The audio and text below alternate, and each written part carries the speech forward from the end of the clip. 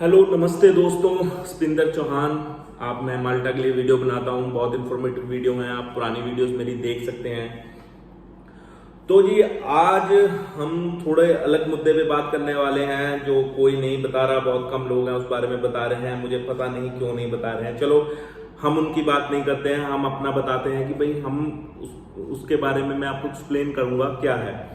देखिए, ये क्वेश्चन सबसे बड़ा है कि माल्टा कैसे जाना है। अब मैं अपनी हर बार वीडियो में बताता हूँ, टूरिस्ट वीजा जो लोग बहुत प्रमोट कर रहे हैं, टूरिस्ट वीजा पे जाइए, वहां वर्क परमिट आप कन्वर्ट कर लीजिए, ठीक है जी।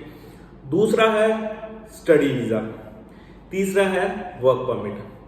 तो भाई मेरे से अच्छी तरह सुनो, मैं आपको बार बार कह रहा हूं, पर आप नहीं फॉलो कर रहे। अगर आप उन चीजों को फॉलो करना चाहते हो तो करो, आपका नुकसान होना है, 101% आपका नुकसान होगा। वो है टूरिस्ट वीजा। सबसे बड़ा मिथ चल रहा है जी, टूरिस्ट वीजा पे जाइए जी, वहां जाके आप कन्वर्ट करवा लीजिए जी, आप ये हो जाएगा जी, आप वो हो जाएगा जी, हाँ जी आप तो जी सेटल हो गए जी बस टूरिस्ट वीजा में जाके। देखिए, आज से 1 साल या 1.5 साल पहले चीजें बहुत अलग थी, आज बहुत अलग है। अभी तो इंडिया में टूरिस्ट वीजा ही नहीं ओपन हुआ है, पता नहीं किस होप से। अभी पता नहीं सितंबर, पता नहीं कब होगा, कुछ नहीं पता, होने को कल हो जाए, ना होने को पता नहीं कब हो, कोई भरोसा नहीं। और दूसरी बात, जिसके पास अच्छी ट्रैवल हिस्ट्री है, जिसके पास शैनिगन 1-2 बार गया हुआ है या उसने 8-9 कंट्रीज करी हुई हैं, उसका ज्यादा चांसेस है टूरिस्ट वीजा होने का। और बाकी अगर कोई किसी को शौक चढ़ रहा है कि आप कर सकते हैं, जब नुकसान होगा तो आप जरूर मुझे बताइएगा कि भैया नुकसान हो गया, आपने बात जरूर सही कही थी। तो आप करना चाहते हैं तो करिए। और अगर आपने सही में फोकस बनाया है अपना कि भाई मुझे जाना है, मुझे जाना ही है, तो ये टूरिस्ट वीजा वाला जो अपना ख्याल है ना, इसको बहुत जल्दी निकाल के अलग कर दीजिए, इसको हटा दीजिए, ठीक है कि नहीं। तो मैं आपको यही सजेस्ट करूंगा, टूरिस्ट वीजा पे जाने का कोई फायदा नहीं है। जिसके पास ट्रैवल हिस्ट्री अच्छी है उसको ही जाने का वहां फायदा है। वहां पे उसको जाके बहुत सी सारी चीजें फेस करनी पड़ेंगी, उसे एम्प्लॉयर से मिलना पड़ेगा, उसका एम्प्लॉयर एग्री होगा, एम्प्लॉयर फिर उसकी फाइल सबमिट कराएगा, आइडेंटिटी कितने दिन में जवाब देती है, बहुत सी चीजें हैं। ये नहीं है वहां जाना मोटो नहीं है, वहां जाके आपको वर्क परमिट कन्वर्ट करवाना, वो भी तो करवाना है ना। तो उन चीजों को आप समझिए, ऐसे ही किसी की बातों में जाके आप मत जाइए कि माँ के बेटो ये कर लो और माँ के बेटो वो कर लो, ऐसे नहीं होता, चीजें अलग हैं, ठीक है। दूसरी बात, जिसका सबसे ज्यादा ब्राइट फ्यूचर है वो है स्टडी वीजा। हाँ, अब इसमें एक क्वेश्चन ये है कि आप अफोर्ड कर सकते हो या नहीं कर सकते, समझ रहे हो कि नहीं। कहीं जो नहीं कर सकते हैं तो उनके लिए तो हम बात कर ही नहीं सकते, जो अफोर्ड ही नहीं कर सकते उनके लिए प्रॉब्लमेटिक है चीजें, उनके लिए हम फ्री वर्क परमिट को ही आपको मतलब फोकस करना पड़ेगा। जो बंदे अफोर्ड कर सकते हैं वो प्लीज इन चीजों को बहुत जल्दी निकालिए कि नहीं मैं फ्री वर्क परमिट लूंगा जी, मैं वहां जाऊंगा जी, ठीक है मैं मिलता है पर टाइम लगता है हर चीजों को। आपके पास स्टडी वीजा होगा, आप अफोर्ड कर सकते हो, आप वहां जाके अच्छे कॉलेज में आप एडमिशन लीजिए, आपको 20 घंटे अलाउ है काम करना, आप काम कर सकते हो।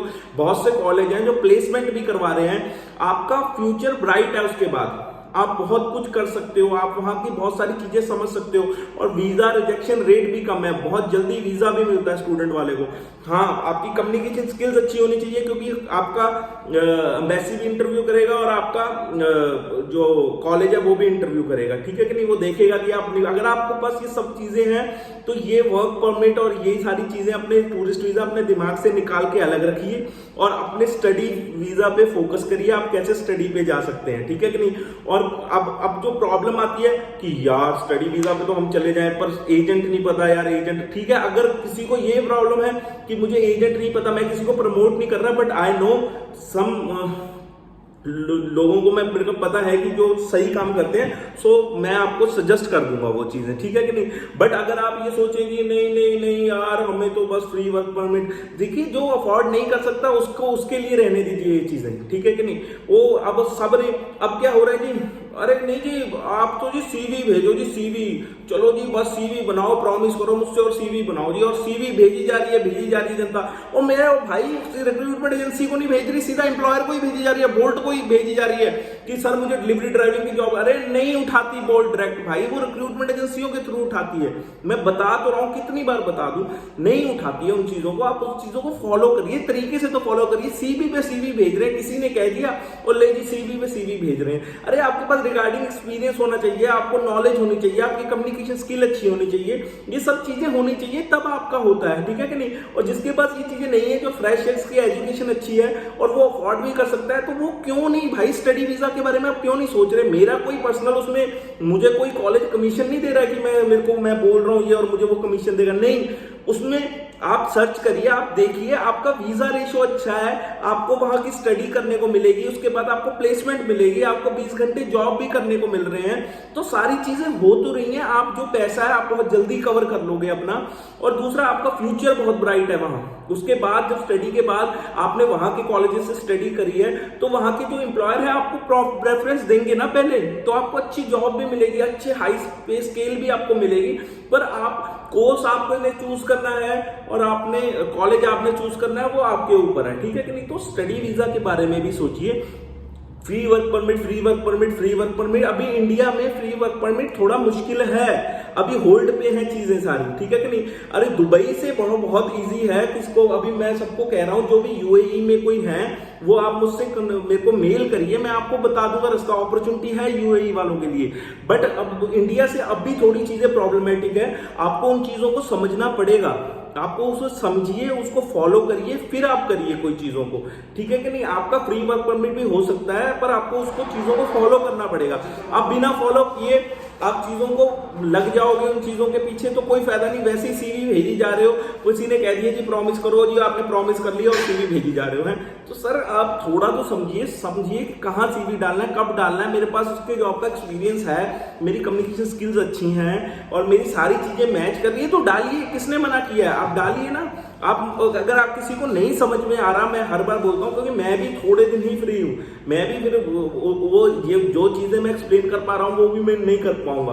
तो जिसको नहीं समझ में आ रहा है वो मेल करिए मुझे, ईमेल करिए, ईमेल पे नंबर ड्रॉप करिए, मैं with in a day call कर लूंगा आपको। बस सिंपल सा प्रोसीजर है, आपने उसको कॉम्प्लिकेटेड बनाया हुआ है। तो मैं अभी भी आपको कह रहा हूं, जिसकी स्टडी अभी अभी हुई है, जिसकी कम्युनिकेशन स्किल्स अच्छी हैं और जो पढ़ने में ठीक है, वो स्टडी वीजा की तरफ देखे, उसमें वीजा रेशो भी ज्यादा है, ठीक है कि नहीं। आपको वहां की स्टडी भी मिलेगी, आपको जॉब करने का आपको अपॉर्चुनिटी भी है, 20 घंटे आप जॉब भी कर सकते हैं।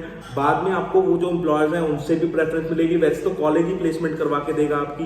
तो सारी चीजें आपके हित में ही हैं, पर आपको उन चीजों को सोचना पड़ेगा। और ये जो फालतू की जो हाइप बनाई हुई है ना कि हाँ जी फ्री सीवी भेजो, तो भेज लो जी, जाओ आप वर्क परमिट पे, वो अपना टूरिस्ट वीजे पे जाइए ना टूरिस्ट वीजे पे, फिर पता लगेगा जब रिजेक्शन हो। सर दुबई से भी नहीं लग रहे टूरिस्ट वीजे, इतनी रिजेक्शन रेशो है। जिसका फ्रेश पासपोर्ट पे और या जिसने 1-2 कंट्रियां करी उनके भी नहीं लग रहे। वह फ्री, जो कोई लड़के, मेरी बात होती है, लोग मुझसे फोन करते हैं कि सर हमने पर्सनल लोन ले लिया है, हम ना अब बस अपने एजेंट को पैसे दे दिए जी हम बस फ्री अपना टूरिस्ट वीजा अप्लाई कर रहे हैं। अरे एम्बेसी नहीं खुली है, अरे टूरिस्ट वीजा एम्बेसी खुलेगी भी तो लॉन्ग स्टे वीजा के लिए खुलेगी, जैसे वर्क परमिट हो गया या अपना स्टडी वीजा हो गया, टूरिस्ट के लिए तो अभी बात ही नहीं हो रही है।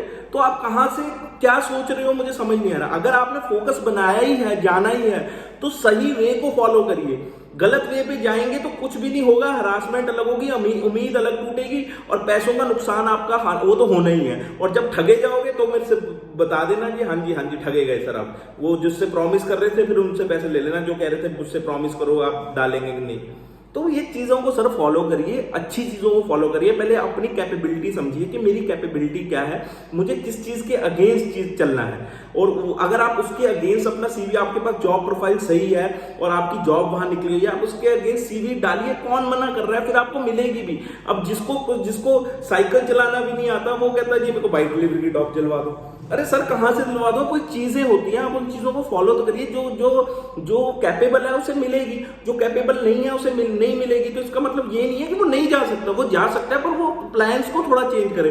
पहले तो ये वर्क परमिट वाला ख्याल निकाल, टूरिस्ट वीजा वाला ख्याल निकाल दीजिए, वर्क परमिट वाला ख्याल रखिए।